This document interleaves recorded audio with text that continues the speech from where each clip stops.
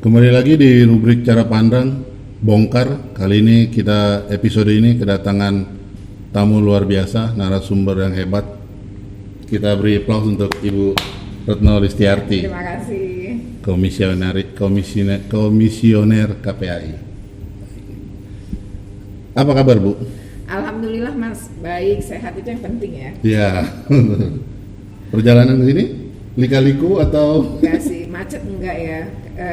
Tapi dari keluar tol Bintara tadi saya sampai sini, saya bilang masuk video saya, ini kamu benar ngasih mapnya kok kita nggak nyampe-nyampe. Alhamdulillah sampai. Alhamdulillah. Mungkin langsung aja nih Bu ya. Silakan. Karena seru kalau ngobrol sama Ibu ini, saya sudah beberapa kali memang, dan memang serunya luar biasa seru Bu. Iya. Jadi kalau kita ngomongin ya memang sudah berjalan pembelajaran tatap muka. Ya. Diadakan Kemendikbudristek memang untuk meminimalisir learning loss itu kan. Ya. Tapi sebelumnya memang ketika Kemendikbud mau itu, lalu KPAI mengajukan syarat gitu ya. Ada 6 poin di sini bahwa pertama, sekolah harus memenuhi segala syarat dan kebutuhan penyelenggaraan. Ya, infrastruktur. Ya, lalu vaksinasi mencapai minimal 70%.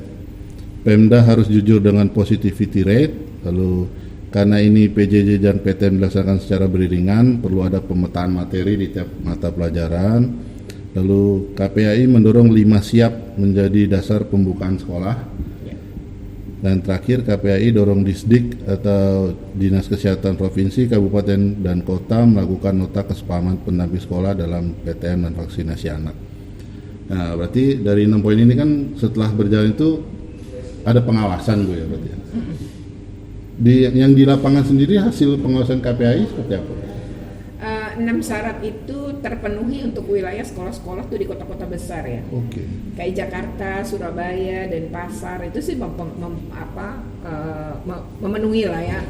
Tetapi banyak wilayah-wilayah, misalnya kalau kota tapi di pinggiran, atau kabupaten juga di pinggiran, itu umumnya menjadi sulit juga, apalagi sekolah-sekolah yang secara finansial ya. Kalau sekolah negeri misalnya dia mungkin punya anggaran tambahan dari pemerintahnya. Tapi kalau kayak sekolah-sekolah swasta yang bukan kaya ya, yang bukan papan atas nih, yang papan bawah gitu, yang mereka saja uangnya kurang gitu. Nah itu menyiapkan infrastruktur aja sulit. Kemudian yang kedua soal tadi vaksinasi misalnya ya.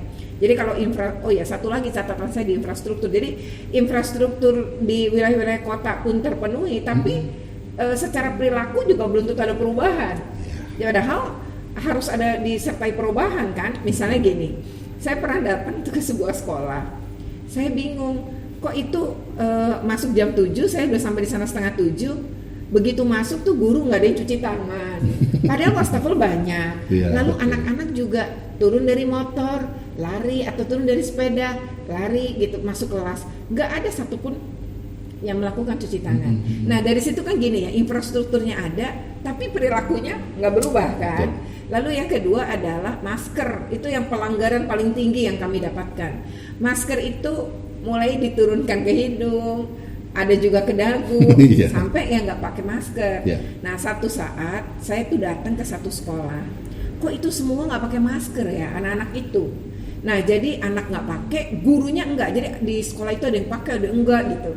Tapi saya tertarik masuk ke dalam kelas yang gurunya nggak pakai, anaknya nggak pakai. Kebetulan gurunya bapak-bapak. Lalu saya tanya, Pak, kok bapak nggak pakai masker? Oh saya pakai masker Bu. Cuma ini saya lagi lepas. Ini maskernya, dia tunjukin dari kantongnya. Terus Pak, anak-anak kenapa nggak pakai masker ya Pak? Bawa Bu, bawa. Anak-anak keluarkan maskernya, keluarin dari tas. Terus saya bilang, loh kamu pakai maskernya kapan nak? Itu Bu, nanti kalau pulang sekolah, berangkat sekolah kita pakai. Ini masker apa helm ya? Jadi dipakainya di jalan. Nah dari situ saya ngerasa, perilakunya berarti belum berubah gitu. Walaupun tidak semuanya, tapi kami menemukan data-data pelanggaran tertinggi adalah masker. Jadi ada nih kita dapat laporan, itu foto ya, ada anak SD, dia lagi diukur suhunya pakai termogan, gurunya nggak pakai masker, anaknya pakai masker. Lalu ada TK, itu sekitar 9 anak ngelilingin gurunya. gurunya nggak bermasker, anak-anaknya juga nggak bermasker. Nah, dari situ kami kemudian melihat, oh ini berarti perilakunya butuh didorong lagi. Tapi kalau terkait dengan vaksin, memang kalau sekolah-sekolah di kota itu bukan cuma 70% loh, mencapainya 90% loh. Yeah. Nah, tapi begitu kita berbicara wilayah-wilayah pelosok, wilayah-wilayah di kabupaten ya, itu banyak yang kemudian tidak mencapai angka 70. Nah, tapi sekolahnya tetap buka, bahkan dari TK gitu ya. Nah, dari PAUD. Nah, ini yang kita memang khawatir karena kami juga mendorong untuk sebelum vaksinasi, walaupun itu tidak masuk dalam SKB 3 Menteri, kan kalau SKB ini, SKB apa 4 Menteri ya jadinya. Nah, itu SKB ini kan mensyaratkan gurunya divaksin. Betul. Tapi tidak mensyaratkan muridnya. Tapi ternyata kami menemukan banyak sekolah yang gurunya juga yang belum divaksin banyak. Nah, ini yang kemudian memang menjadi kendala ya. Jadi artinya kita nggak kaget dari hasil pengawasan kemudian ditemukan klaster-klaster sekolah. Yeah. Nah, klaster-klaster sekolah itu merebak ya, cukup cukup banyak dan agak menghebohkan waktu itu Jawa Barat kan. Nah, Jawa Timur juga ditemukan, di Jawa Tengah juga ditemukan. Jadi banyak kemudian muncul klaster sekolah meskipun pihak pemerintah daerah ada juga yang ngebantah. Oh, kami nemukan itu ketika kami melakukan tes acak PCR gitu kepada anak-anak. Namun bagaimanapun ya akhirnya diketemukan ketika kita mengabaikan minimal 3M lah ya di dalam praktek, karena pembelajaran tatap muka itu kan berarti anak-anak itu ada di dalam ruangan tertutup selama beberapa lama. Nah, resiko tertinggi kan berada di dalam ruangan tertutup. Jadi kalau hasil pengawasan kami tentang pembelajaran tatap muka sih seperti itu. Memang yang tadi Ibu bilang bahwa penggunaan masker masih sangat miris gitu ya, mengkhawatirkan. Saya juga mengalami ketika berkunjung gitu ke sekolah yang Jawa Barat di pesisir pantai, pinggir pantai, ketika kita datang kok ini gurunya asik aja, muridnya asik aja ngobrol ini. Saya tanya, "Bu ini, oh di sini mah nggak ada corona, Pak." Jawaban yang paling wah lah pokoknya. Akhirnya ya mereka karena nggak percaya corona. Mungkin. Tapi di satu sisi ketika akhirnya saya dan tim make gitu, mungkin mereka nggak enak hati juga kan. Akhirnya pakai juga ikutan. Oh, pakai juga. Iya, memang cuma kenapa harus apalagi orangnya banyak kan, gitu. Kalau sekolah itu kan pasti muridnya banyak, gurunya banyak, artinya ada kerumunan gitu. Jadi kalau tidak menggunakan masker itu sangat berisiko gitu ya. Memang kayak di beberapa televisi gitu ya, atau misalnya kita nggak menggunakan, tapi kita kan jumlah orangnya nggak banyak, menggunakan protokol kesehatan. Nah, ini kalau sekolah kan beberapa jam gitu ya, tidak dalam waktu yang singkat gitu. Itu yang barangkali memang masih penting ngedorong perubahan perilaku. Iya, perilaku tadi ya nggak bisa dipungkiri bahwa nggak usah yang anak SMA yang memang sudah punya pemikiran bahwa ini tidak baik, ini baik gitu ya. Ketika mereka tanpa masker kan bergerumul. Tapi ketika menyentuh sisi di pendidikan dasar, di sekolah dasar atau di sekolah luar biasa, mereka kan lebih interaksi ke temennya kan lebih intens. Iya. Ya, jadi penggunaan maskernya juga memang sangat diperlukan. Lalu tadi ketika ngomongin vaksinasi umur 12 sampai 17 ya. Memang sudah berjalan, lalu sudah beberapa juga sudah dosis kedua. Tapi memang secara jumlah memang belum mencapai 100%. Ini sebenarnya apa yang terjadi, Bu? Mungkin hambatan dari mungkin ketersediaan vaksinnya itu sendiri, lalu untuk di sisi lainnya itu menurut Ibu apa? Iya, kalau kami terkait itu melakukan survei saya. Jadi ada survei tentang vaksinasi anak usia waktu itu kan masih 12 sampai 17 tahun. Betul. Jadi survei dilakukan Agustus, dari rentang tanggal 2 sampai dengan 9 Agustus. Nah, itu diikuti oleh 62.000 anak. Semuanya murid gitu ya, dari mulai SD sampai SMK, SMA atau sederajat. Nah, hasilnya adalah 88% sebenarnya anak mau divaksin. namun ketika kita bertanya di dalam kuesioner itu, yang 88 ini udah divaksin belum? Ternyata belum, kebanyakan. Jadi baru 36% yang divaksin dari 88. Dan itu ternyata penyebarannya di kota-kota tadi. Lalu bagaimana dengan yang 22 sisanya yang tidak mau divaksin ya 18%, apakah nggak mau divaksin? Ternyata enggak, ada penyebab lain yaitu komorbid. Ya. Jadi nggak bisa, tapi ada yang menolak vaksin itu hanya 3%. Jadi dari 100% tadi hanya 3% kok yang nolak. Yang 9% karena komorbid, yang 88% bersedia divaksin. Nah, lalu yang 88% ini kan hanya 36-nya yang sudah divaksin. Itu pun ternyata penyebarannya dari yang mengisi kita lihat di kota-kota besar tuh untuk yang 36% tadi. Nah, lalu yang belum divaksin kita bertanya, kenapa alasannya sampai belum divaksin?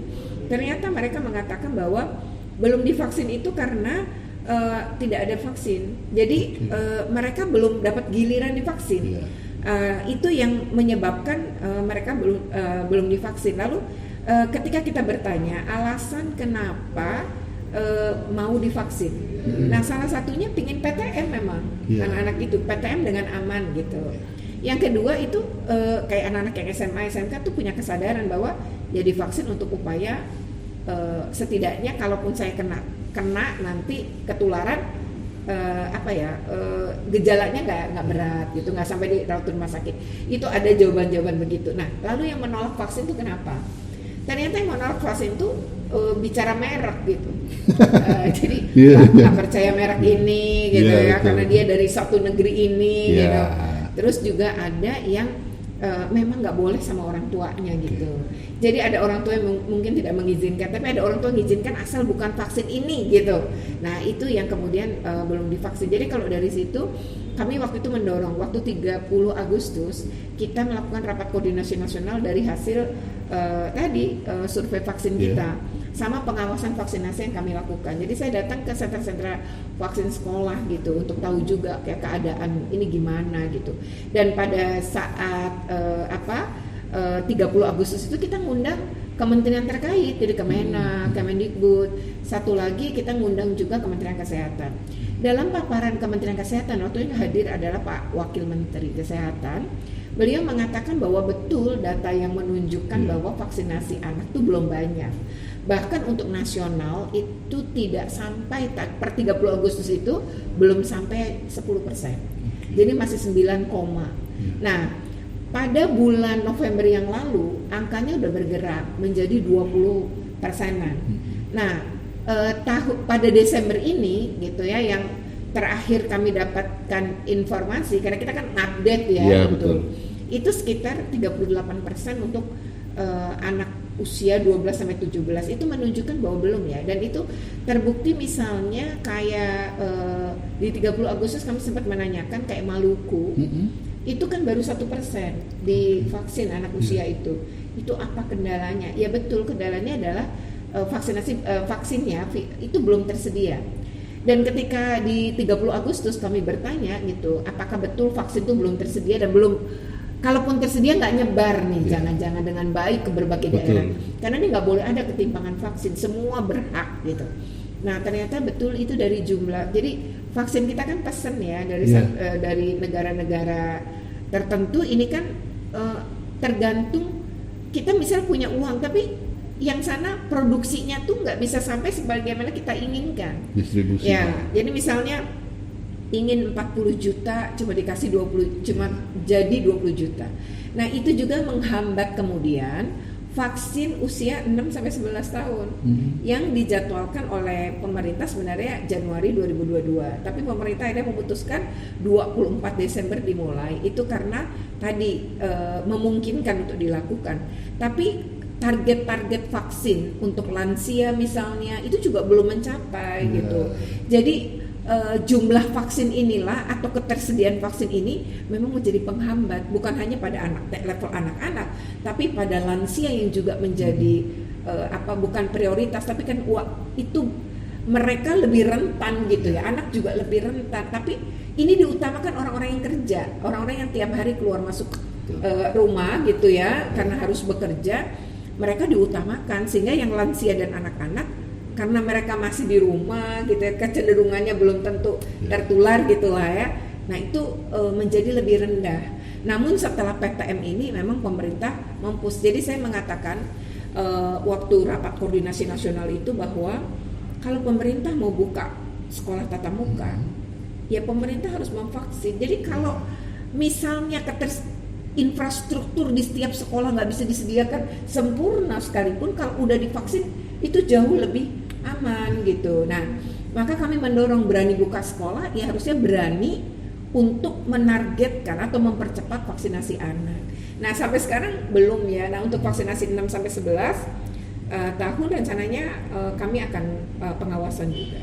Ya, berarti memang dari sisi pendistribusian tadi Bu ya, terus ya ada masalah. Ya, mungkin juga edukasinya kepada mereka. Terkadang yang tadi Ibu bilang bahwa orang tuanya akhirnya melarang, lalu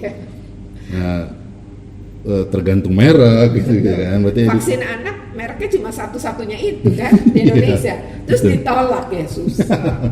Nunggu yang lain datang belum tentu juga. Iya. Lalu kalau lompat kita ke 6 sampai 11 Bu. Memang uji klinisnya sudah kemarin ya. Sudah bahwa, oleh BPOM. Iya, sudah bahwa memang aman. Lalu tapi memang perlu kecermatan dan kehati-hatian ya. Ya. Ya, untuk menurut Ibu seperti apa?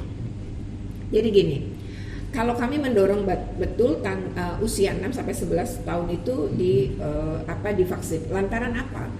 Anak-anak ini kan juga rentan kena gitu, dan anak di Indonesia yang terkonfirmasi COVID-19 itu cukup tinggi angkanya. Lalu dari klaster keluarga terutama ya. Kemudian yang angka kematian tinggi juga Indonesia, bahkan di atas dunia.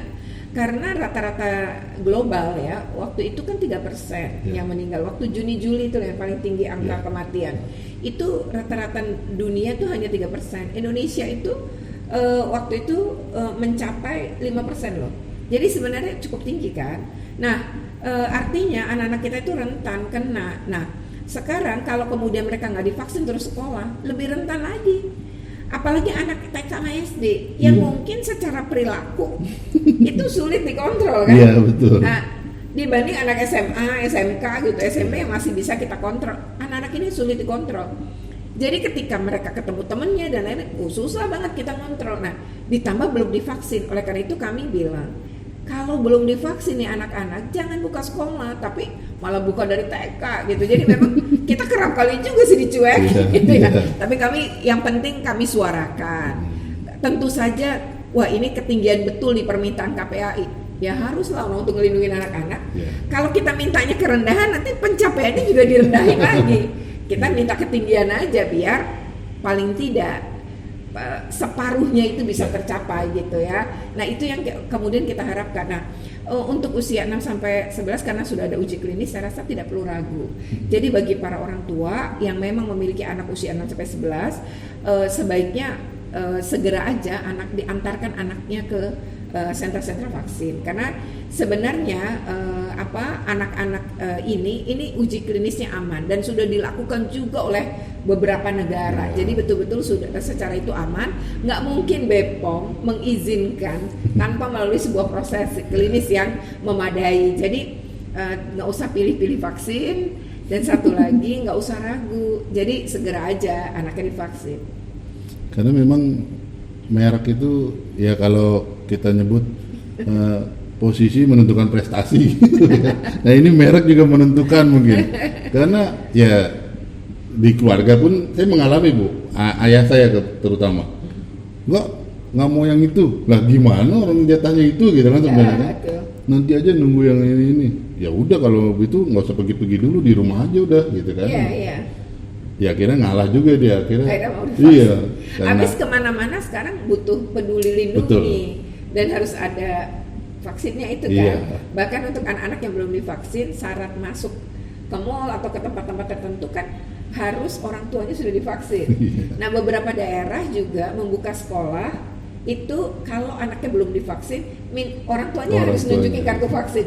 Jadi menurut saya itu mendorong juga sih ya. Terus naik bis terus harus pakai vaksin. Itu membuat membuat orang juga ngedorong divaksin gitu. Tapi menurut saya vaksin ini kita bersyukur ya, baru setahun sudah ditemukan loh. Padahal vaksin-vaksin lain di dunia itu nemuinnya butuh waktu bertahun-tahun loh. Jadi sebenarnya ketika sudah para ahli menemukan, mestinya ya kita harus memanfaatkan gitu ya, sayang gitu ya. Nah ini kita harus syukuri apa yang Tuhan sudah kasih melalui para ahli ini gitu ya. Jadi kita kan tinggal make. Insya Allah nggak apa-apa, saya divaksin juga nggak kenapa-napa. Tapi memang dampaknya beda-beda ya. Kayak anak saya ngantuk seharian, saya nggak ngantuk, nggak kenapa-napa. Tapi supir saya tangannya pegel semua. Jadi memang beda-beda. Tapi bahwa faktanya secara klinis kan tidak ada efek berat gitu ya terkait vaksin. Kalaupun ada istilahnya KIPI yang menangani kan KIPI itu ya untuk efek karena vaksin gitu ya. Nanti akan diteliti apakah itu karena vaksin atau tidak. Nah itu yang kemudian dilakukan karena ada orang saat divaksin dia ternyata positif tapi dia belum tahu. Kemudian tiba-tiba kok demam bergejala macam-macam. Nah ternyata dia positif. Nah ini juga ditemukan gitu ya. Tapi bahwa dampak vaksin misalnya terutama untuk anak-anak ya. Kalau kami kan KPAI lebih ke anak-anak. Kami tidak menemukan untuk anak usia 12-17 tahun nggak ada. Walaupun ada orang tua yang kita tanya, kenapa ibu anaknya mau divaksin? Tetangga saya habis divaksin mati gitu. Ada. Nah itu harus pelan-pelan gitu untuk ngomonginnya. Dan ya bu, nih anak-anak satu sekolah semua udah divaksin, cuma anak ibu yang belum. Yang lain nggak kenapa-napa bu, nggak ada yang meninggal. Nah tapi kan dia belum mau, ya udah. Tapi kalau memang udah tercapai 70%, orang yang nggak divaksin atau belum divaksin terlindungi loh oleh yang 70. Makanya minimal tuh 70% tadi gitu. Nah tapi kalau efek vaksin si KPAI sama sekali tidak mendapatkan laporan ya dari Indonesia setelah divaksin ada anak yang mengalami tiba-tiba lumpuh misalnya, tiba-tiba sakit terus meninggal, nggak ada. Kami tidak menemukan itu. Jadi kami yakin bahwa vaksin ini aman. Efeknya yang paling seputar itu aja bu, ngantuk, lemes. Ya, anak-anak juga bilang di dalam survei kami, ada yang ngantuk, lemes, lapar, ya kan? Sakit pada bagian disuntiknya. Nah itu muncul, memang ada. Mayoritas ngantuk kalau di data kami. Dan juga kalau tadi ibu bilang bahwa lingkungan sekitar ketika orang tua lihat, oh ini habis disuntik meninggal. Kadang juga terpaan dari grup WhatsApp itu bu, jahat juga itu bu. Nggak usah nggak usah grup luar ya, grup keluarga aja kadang heboh sendiri dengan berita-berita itu. Terus kalau kita lurusin, emang lu dokter? Iya. Kita serba salah sendiri. Ya, coba. Loh, faktanya saya di vaksin nggak kenapa-napa kan, faktanya begitu ya. Tapi ya itu tadi ya, kita harus sabar sih hadapi orang-orang begitu. Ya tadi vaksinasi memang kalau ngomongin vaksinasi nggak selesai bu, nanti sampai akhirnya mungkin ada wabah baru, amit-amit gitu ya, baru itu nongol lagi gitu. Nah mungkin kita bisa lompat ke ini juga lagi rame-ramenya gitu, kekerasan seksual. Ya maksudnya nggak cuma kekerasan seksual aja gitu ya, ada kekerasan lain pun terhadap anak juga luar biasa banyak gitu. Nah kalau ngomongin ke ini bu, game online, ya kekerasan seksual di game online tuh kan saya kemarin baca juga bahwa ada satu game yang memang isinya tuh anak-anak yang main anak-anak, lalu ada mungkin orang dewasa mengiming-imingi nih mau ini enggak, tapi harus mengirimkan foto telanjang dan lain-lain. Memang apresiasi juga untuk kepolisian karena sudah kemarin kan terbongkar gitu bu ya. Nah pandangan ibu gimana ini? Ya untuk kasus itu kan nama game online-nya Free Fire. Itu sebenarnya ngelaporin KPAI. Kami melaporkan waktu itu Agustus tahun 2021. Jadi ada satu kasus di mana anak umur 9 tahun menjadi korbannya, anak perempuan semua korbannya, usianya 9 sampai 11 tahun. Padahal game ini harusnya dimainkan di usia 13. Oh, 13. Artinya kan aplikasi ini gitu ya, penyedia aplikasi ini juga sudah abai dengan usia ya, ternyata kok lolos gitu. Kemudian yang kedua, ini dilaporkan oleh seorang ibu yang dia tuh curiga awalnya, ini bagus ya orang tua punya pengawasan begini, ini bagus nih. Kalau enggak mungkin nggak kebongkar. Nah, pada saat itu anaknya seperti keberatan memberikan itu handphone. Nah, pas dicek ya itu tadi anaknya ternyata korban kekerasan seksual dari game Free Fire ini. Pelakunya orang dewasa tentunya ya. Dan ini betul-betul ya korbannya banyak banget, usia 9 sampai 11 tahun, jumlah korban cukup banyak juga dan menyebar di 5 provinsi. Nah, 4 sudah dimintai keterangan ya, 4 korban, dan pelaku ini modusnya tadi nawarin diamond ya untuk memperkuat permainan. Lalu diamond itu cuma senilai sekitar 100.000, tapi syaratnya dia harus pakai foto telanjang. Anak ini yang menolak sebenarnya, tapi diancam kalau menolak akan akunnya itu akan dihack dan dihilangkan. Nah, dia kan nggak mau ngulang dari pemain awal gitu ya, sehingga dia kemudian memberikan. Nah, anak tuh kan memang mudah sekali untuk diancam ya, diintimidasi karena dia nggak ngerti dan mungkin belum mengerti gimana aplikasi ini, nggak mudah juga dihack, di akun dihilangkan. Tapi ya namanya sekali lagi anak-anak. Nah, makanya penting bagi orang tua untuk melakukan pengawasan dan pendampingan. Nah, satu lagi itu sebenarnya pernah terjadi game Hago. Game Hago itu juga sama, kasus ini pun kami laporkan, itu korban yang datang bahkan usianya tuh orang tua korban itu anaknya usia 8 tahun waktu itu. Pelakunya umur 27 tahun dan tinggal di daerah Bekasi, ketangkap waktu itu. Langsung polisi menindak, cyber ini bagus banget. Nah, semakin cepat dilaporkan sebenarnya semakin cepat ini ya kita ditangani. Tapi kalau udah agak lama, kadang-kadang ini udah terjadi pergantian nomor dan lain-lain gitu ya. Nah, tapi itu bagus sekali ini polisi bekerja cepat tuh waktu kasus yang Hago. Tapi untuk kasus yang ini memang waktunya cukup lama ya, 3 bulanan ya, dari Agustus November kan baru terungkap. Tapi apapun kami apresiasi Cyber Polri yang sudah bekerja untuk mengungkap kasus-kasus semacam ini. Dan kemarin waktu Hago kita juga minta untuk tidak ada chatting, untuk menghilangkan tadi ya tukeran nomor dan lain, pokok chatting pemain dihilangkan. Karena kok Free Fire kembali terjadi gitu ya. Ini kan akibat tadi bisa chattingan mengakibatkan bisa tukeran nomor kontak. Nah, akhirnya terjadilah peristiwa ini. Nah, ini perlu memang kita orang tua tuh mengedukasi anak-anak untuk hati-hati terhadap orang asing meskipun itu dalam permainan game online. Karena orang asing ini mengaku usia anak kan. Yang Hago itu ngaku usia 12 pada 27. Yang ini juga ngaku usia anak-anak gitu ya. Jadi ini yang menurut kami KPAI penting menjadi momentum bagi para orang tua untuk mengedukasi anak-anak, mendampingi anak-anak dan melakukan pengawasan terhadap anak-anak. Dan sebaiknya main gadget itu pakai aturan main, karena kalau nggak ada aturan main kecanduan juga banyak mas.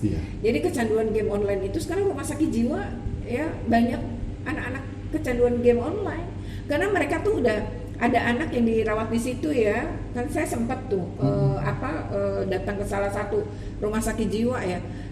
Tadinya mereka nggak punya bangsal anak, sampai punya bangsal anak loh, karena kecanduan game ini parah sama kecanduan pornografi. Nah, waktu itu kita agak kaget gitu. Jadi saya kaget ketika dikasih tahu misalnya tuh ada anak yang lagi dirawat, itu saking parahnya nih anak, dia itu mandi seminggu sekali cuma 5 menit karena nggak bisa ninggalin gamenya tadi. Lalu ada anak yang makan, ini mulai dari gini, pertama makan ngambil sendiri tapi di kamar makannya. Lama-lama dia nggak mau ngambil, diambilin. Lama-lama udah diambilin, nggak dia makan, disuapin. Nah, jadi itu sebenarnya udah tanda-tanda akut ya, udah parah. Nah, orang tua ini harus waspada karena kerusakan otak akibat game online itu 4 bagian otak loh, dari 5 otak kita 4 tuh rusak. Kalau pornografi lebih parah, 5-5-nya ikut rusak gitu. Bahkan lebih parah nih kayak kecanduan narkoba ya. Narkoba itu kalau dari 5 bagian otak kan 3 ya yang rusak. Kalau ini tuh game online 4, pornografi malah semua. Anak kita kan masa depannya gimana itu? Berarti kalau otak sudah rusak, otak itu kan kalau di komputer kayak apanya ya? nyawanya komputer itu di bagian apa ya? Itu kan sama dengan tidak bisa berfungsi lagi. Betul. Kalaupun berfungsi sudah terganggu, melemah. Nah kalau dia bekerja butuh analisis, kan pakai otak, butuh bikin nulis dan lain-lain kan pakai otak. Bahkan kita bicara kayak gini aja, kan diatur oleh fungsi otak kita gitu. Jadi jangan abaikan ya, game online itu mengerikan. Begitupun pornografi. Banyak anak-anak bahkan di usia 11 tahun sudah terpapar pornografi. Akibat ini penggunaan gadget, sekolah online mengakibatkan kan semua ada. Tadi. Iya, gara-gara gadget. Mau nggak mau ya pas PJJ kan semua jadi pada pegang gadget. Lalu untuk ini Bu, kalau kemarin di Padang ya, yang 2 kakak beradik itu yang diperkosa kakeknya, sampai tetangganya pun ikutan. Kakeknya, pamannya, kakaknya, sampai tetangganya juga ikutan. Ini mah kalau saya melihat ini sebenarnya, kalau ya kan beritanya sudah di media nasional sudah mencapai, di rumah pun kalau ketika saya pulang ke rumah orang tua lagi lihat bahasanya orang tua ya akhirnya lurus ini udah gila kali ini orang-orang ini gitu Bu ya. Nah menurut Ibu gimana nih pandangan Ibu? Pertama saya yakin nih orang-orang ini punya kelainan atau kecanduan pornografi bisa terjadi gitu ya. Lalu mereka nggak punya uang untuk main dengan orang dewasa. Lalu atas dasar relasi kuasa yang timpang, anak-anak usia ini yang nggak ngerti, mungkin mereka nggak ngerti loh konsep hubungan seksual aja belum paham. Ya itu kemudian dilakukanlah perkosaan dengan usia yang kan masih kecil-kecil banget ya, 7 tahun ke bawah kan. Nah lalu anak ini untungnya bersuara ya. Kalau tidak pernah bersuara, kekerasan di dalam rumah tangga, kekerasan seksual yang di dalam rumah, incest dan lain-lain itu kadang-kadang kan nggak kedengeran karena itu ruang private.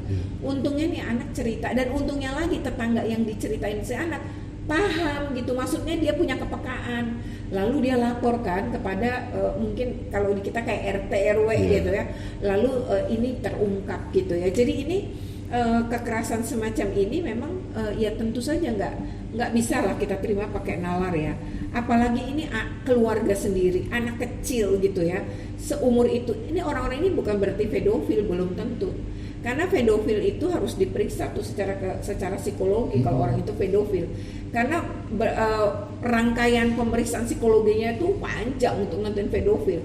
Belum tentu orang yang melakukan hubungan seks dengan anak adalah pedofil, tapi kesempatannya hanya sama anak gitu. Relasi kuasanya dia tuh pada anak kan emang rentan ya, dan dia kan secara itu posisinya lemah gitu. Nah maka dia kemudian menjadi korban kekerasan seksual yang dilakukan oleh keluarga sendiri. Dan kalau keluarga sendiri Mas, di dalam Undang-Undang Perlindungan Anak hukumannya bisa diperberat 1/3 hukuman. Jadi kalau tuntutannya 15 tahun, mereka bisa dikenakan 1/3 dari 15 tahun ke 5 tahun. Jadi bisa ditambah 5 tahun menjadi 20 tahun. Itu namanya pemberatan. Asal kayak tadi Ibu pertama sebelum kita ngobrol ini, bahwa jangan kesebut bahwa ini kelainan jiwa. Jadi mereka bebas. Nanti mereka bebas. Jadi hukum seberat-beratnya. Kalau saya sih daripada ini ya, hukuman itu ya maksimal aja. Kalau bisa bahkan seumur hidup gitu, nggak usah keluar aja tuh orang-orang yang sudah melakukan kekerasan seksual apalagi pada anak-anak ya. Geram kita rasanya. Gregetan udah di atas, udah level tinggi bahkan Bu. Udah kesel banget. Pun sama kejadian kayak yang kemarin santriwati itu berarti Bu. Oh yang di Bandung. Itu lebih parah lagi ya. Jadi ini kan anak-anak miskin yang dimanfaatkan ya, karena dengan istilah sekolah gratis. Ternyata di situ kan sebenarnya kalau saya ngelihatnya, sayangnya tidak ada di KUHP kita mungkin perbudakan seks ya. Ini kan kayak orang nggak diperdaya, mereka di situ juga makan ya masak sendiri, tidak ada guru yang lain. Kalaupun ada guru yang lain tuh kayak privat aja, cuma 2 jam nanti gurunya pulang. Yang ada gurunya satu-satunya ya si pelaku ini kan. Lalu di situ bagaimana yang paling kecil kan usianya bahkan belum genep 13 tahun ya yang menjadi korban. Lalu nih ada yang sampai melahirkan 2 kali. Lalu anak sebanyak ini, dan gimana dia bisa melakukan itu kok tanpa kontrol ya sama sekali. Dan ini orang tua yang mungkin secara ekonomi nggak mampu ini kan merasa namanya dia sebagai apa ya, ustadz, pendidik, guru itu kan seolah-olah tinggi ya. Kemudian mereka sendiri juga tidak punya kebebasan menengok anak-anak, sehingga ketika anak-anak dalam keadaan hamil nggak ada yang tahu juga, satupun orang tua nggak tahu gitu. Jadi ini betul-betul, bahkan lebaran nggak pulang bagi yang hamil itu nggak boleh pulang karena nanti kan ketahuan gitu ya. Nah ini orang bagaimana ya sampai anak sebanyak itu melahirkan. Dia pernah berpikir kalau anak-anak ini nanti gimana masa depannya nih anak yang dilahirkan. Dan ini ya menurut saya kan ini semua terjadi karena relasi kuasa yang timpang. Jadi saya nggak setuju banget tuh ya sama yang beredar diarahkan ke si A non si A, kemudian dianggap, dan ada lagi tuh ya argumentasi seolah menyalahkan orang tua korban yang seolah mengizinkan sampai boleh anaknya hamil melahirkan 2 kali. Orang tuanya nggak tahu gitu loh. Jadi menurut saya mari kita punya perspektif korban. Jadi kalau kita mau serang pelaku gitu ya, tapi bahwa korban itu tidak. Dan saya juga pemerintah yang juga punya kewajiban untuk melakukan perlindungan, terutama ini kan di bawah Kementerian Agama ya. Jadi tentu Kementerian Agama ya harus punya tanggung jawab. Kok bisa ngasih izin tempat sekolah yang kayak begini, ya tempat lembaga pendidikan yang seperti ini. Yang kedua, pernah nggak dikontrol dari 2016 ke 2021, pernah nggak ngontrol? Kalau dia ngontrol tiba-tiba di situ ada bayi-bayi kan harusnya curiga. Dia berarti nggak pernah kan? Nggak pernah ada pengontrolan itu. Kemudian berikutnya ketika kemudian sudah terjadi, itu bukan pondok pesantren tapi itu adalah boarding school. Itu kan kalau lingkaran kayak irisan. Ini pesantren, pasti boarding school kan? Lalu ini hanya irisan lah, ada yang bukan pesantren tapi boarding school. Mau apapun kan kalian yang kasih izin gitu loh. Kenapa kalian tak awasi gitu? Nah, menurut saya ini seharusnya menjadi momentum bagaimana Kementerian Agama ya kalau memang katanya mau melakukan investigasi, umumkan ke publik nanti hasil investigasinya. Karena jangan-jangan ini gunung es gitu. Yang kedua ya, walau kita nggak tahu ya, maka perlu diinvestigasi untuk dibuktikan. Ini jangan-jangan banyak. Nah, kalau banyak gimana kita ngatasinya? Nah, syukur kalau kemudian hasil investigasi menunjukkan tidak, tapi tolong transparan investigasi dan melibatkan pihak luar dong. Jangan, ya kan, terutama lembaga-lembaga HAM, ya seperti Komnas HAM, Komnas Perempuan, KPAI, ya libatkan biar ini jadi transparan gitu loh. Nah, terus satu lagi ya, menurut kami buat regulasi melindungi, mulai dari sistem pengawasan, sistem pengaduan, sistem penindakan gitu. Jangan kemudian berlindung hanya seperti itu, bukan pesantren. Menurut saya ya mau pesantren atau bukan, ini ada sebuah kejadian luar biasa yang nggak bisa diterima akal sehat. Itu sih juga menarik Bu, mungkin bisa ceritain terkait dengan yang tadi SPM di Batam itu. Oh iya. Karena ya kira serem juga gitu ya, ketika mereka harus untuk siswa ini harusnya menuntut ilmu dengan baik untuk masa depan, mungkin keluarga juga punya harapan besar ke anaknya, tapi ternyata di sekolah ya ketika mengalami penyiksaan. Ya, penyiksaan, lalu ibu kesana survei bahwa di kelas nggak ada meja, guru yang tidak tetap, bahwa akhirnya kayak les biasa aja, kursus datang ganti ganti. Itu gimana tuh Bu? Ya ini juga kalau Kementerian Pendidikan dan Kebudayaan itu kan punya dinas-dinas pendidikan ya. Dinas-dinas pendidikan yang harus melakukan kontrol kan ke sekolah-sekolah. Karena Kemendikbud kan nggak punya kewenangan sampai ini kan, kewenangannya maksudnya bukan tidak punya utuh tapi terbatas kan. Jadi sekolah dan guru tuh milik daerah. Jadi memang tanggung jawabnya sebenarnya di pemerintah daerah.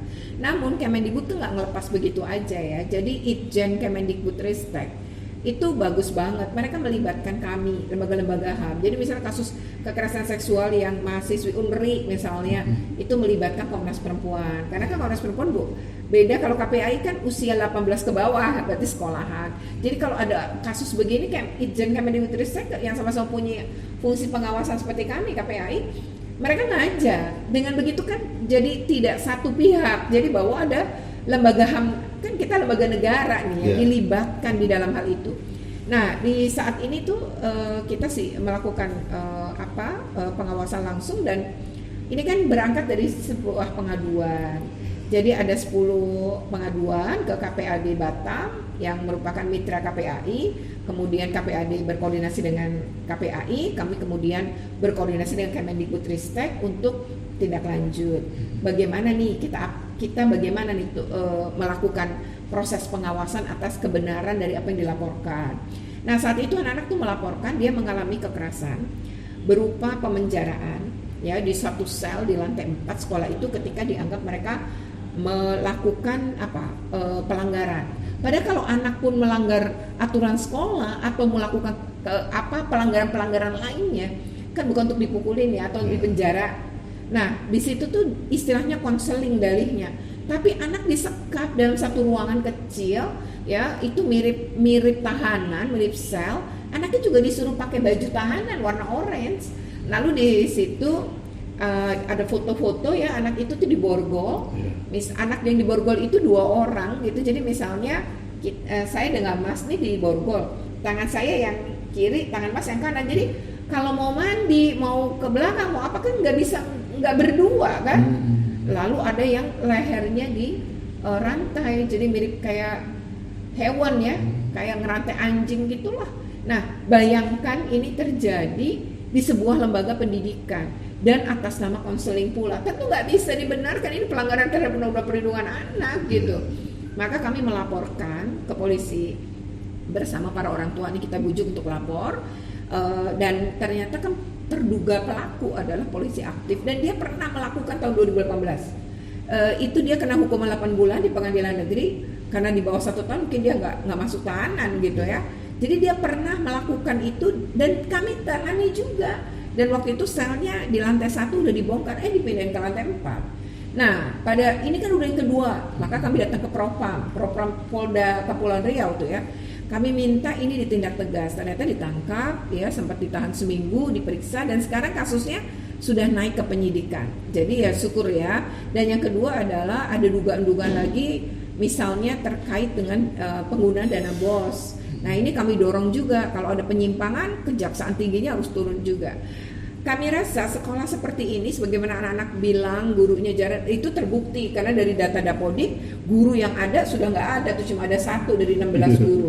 Nah dari situ kami merasa bahwa ini nggak benar dan pada saat saya datang ada kelas gitu ya, terus gurunya lagi nyetelin video pesawat itu human error. Lalu ketika kita tanya bapak namanya siapa, dia nyebutin nama dan ketika kita lihat di data Dapodik dia itu terdaftar. Ternyata dia guru lulusan tarbiyah, berarti guru agama kan? Lah kok ngajar tentang pesawat human error, apa yang dia paham tentang ini? Nah itu kita kaget gitu dan memang bapak guru agama, lalu ngapain ngajarin ini? Ya apakah kalau human error terus pasrah dengan berdoa saja kan enggak gitu. Nah makanya ini ada yang nggak beres. Nah ini yang kita akan tindak lanjuti berikutnya. Tapi yang pasti KPAI mengapresiasi ya Ijen Kemendikbud atas kesigapan ini gitu. Dan ketika kami turun pun Kemendikbud tuh mengajak dengan pembiayaan dari mereka gitu ya. Jadi menurut saya serius betul. Ini mereka tuh ingin menangani kasus-kasus itu. Nah ini karena 3 dosa besar yang Pak Menteri katakan. Jadi pertama adalah kekerasan seksual. Kita sudah cerita tadi ya, dan terjadi di lembaga-lembaga pendidikan. Dan di data kami di 2018-2019 kasus kekerasan seksual di satuan pendidikan ya yang di bawah Kemendikbud tinggi juga. Itu bahkan SD itu paling tinggi ya kasusnya 64%. SMP itu 23, SMA baru 11. Nah lalu 88% pelakunya adalah guru, 22% adalah kepala sekolah. Jadi memang ini banyak kejadian dan Pak Menteri betul, saya juga mengapresiasi Mendikbud Nadiem yang mengerti bahwa ada problem di pendidikan kita yaitu tadi. Yang kedua adalah perundungan, ya kasus SPN Dirgantara tadi. Satu lagi intoleransi.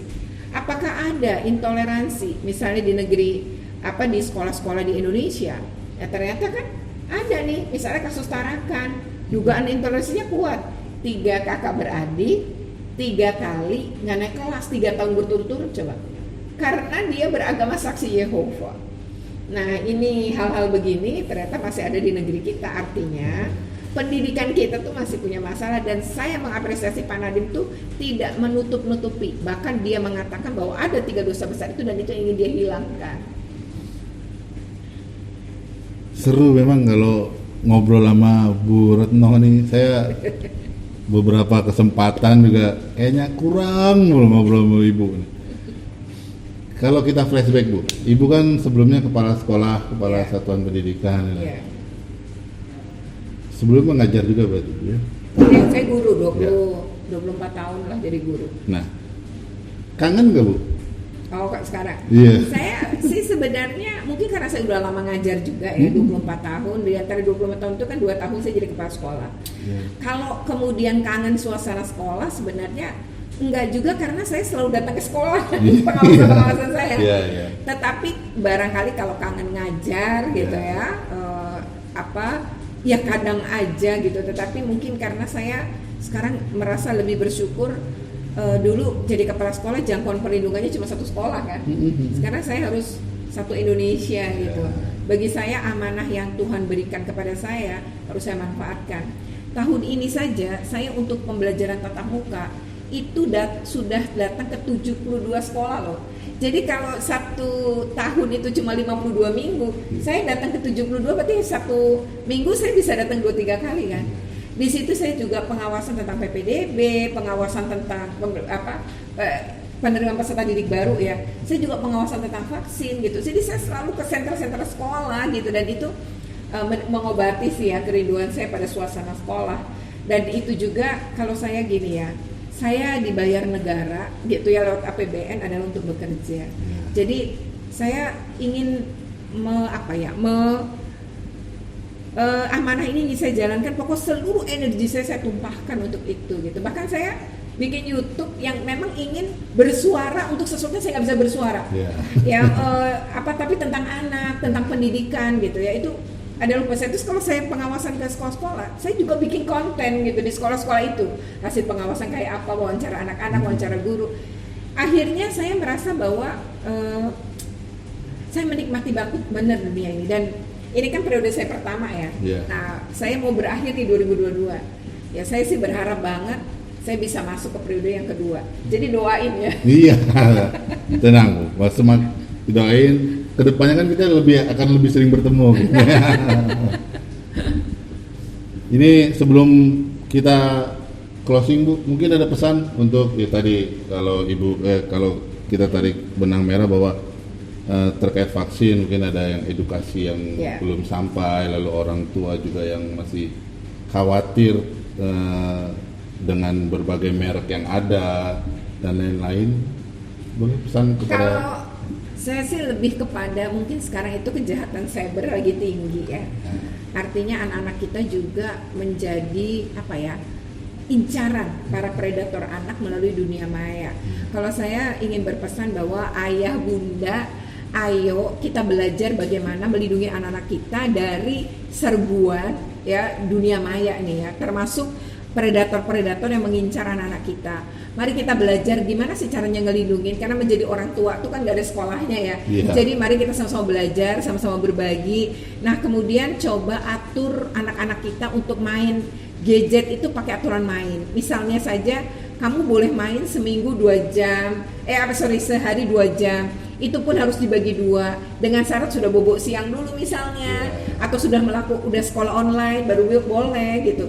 Nah nanti malam lagi boleh 1 jam gitu. Jadi ini penting banget gitu agar anak-anak kita tidak kecanduan. Karena ingat ya, kecanduan game online ternyata melanda banyak anak-anak kita, dan ini merusak otak anak-anak kita. Jadi kalau kita sayang, kita cinta sama anak-anak kita, harusnya kita melindungi mereka dari bahaya gadget ini gitu ya. Bahwa ini adalah satu teknologi yang memang harus kita syukuri, tapi ini kayak pedang bermata 2 kan. Jadi kalau kita lengah sedikit, anak kita bisa terluka. Nah, oleh karena itu mari gitu kita sadarkan anak-anak kita, edukasi anak-anak kita tentang bahayanya. Jadi ajarkan mereka bagaimana berkomunikasi di dunia maya agar mereka tidak menjadi korban predator anak atau kejahatan cyber lainnya. Oke, seru banget, beneran seru Bu. Berkali-kali saya udah bilang sama teman-teman juga. Jadi kalau ngobrol sama ibu nih harus benar-benar dimanfaatin ya apa yang mau ditanya apa, karena isinya memang akhirnya ya bisa sebut daging semua Bu gitu. Iya. Dan tadi buat para penonton nih, tadi sesuai pesan ibu bahwa boleh gadget, cuman memang harus ada syarat dan ketentuan yang berlaku gitu Bu ya. Jadi misalkan PR-nya udah belum, kalau udah oke, tapi 1 jam ya gitu ya. Atau mungkin dalam seminggu di hari Sabtu Minggu yang boleh, 5 hari ini ya belajar atau hal-hal yang lain yang lebih inilah. Ya kalau bilang Bill Gates aja anaknya aja nggak boleh megang HP kan Bu? Iya, nggak boleh megang gadget. Padahal bapaknya pun ini kan, iya. Rajanya. Iya. Dari situ ya mungkin ya untuk keseharian juga mungkin bisa dilihat dari ya ilmu kan dapatnya nggak cuma dari satu aja Bu ya. Betul. Tetangga mungkin punya penerapan yang lebih bagus, oh iya oke nih mungkin bisa dicoba di rumah, atau dari orang tua dulu kita flashback aja orang tua ngajarin kita seperti apa, ini mungkin diterapkan ya. Memang kalau soal teknologi perlu ada penyesuaian. Oke, sekali lagi saya terima kasih Sama-sama. kedatangan Ibu yang luar biasa hebat ini, Ibu Komisioner KPAI, Bu Retno Listiarti. Terima kasih banyak sudah mau main kesini Bu. Ya, terima kasih juga sudah diundang. Iya. Jangan bosan Bu, karena sebenarnya jalanannya sih lurus-lurus aja. Memang mau kesininya harus belok-belok.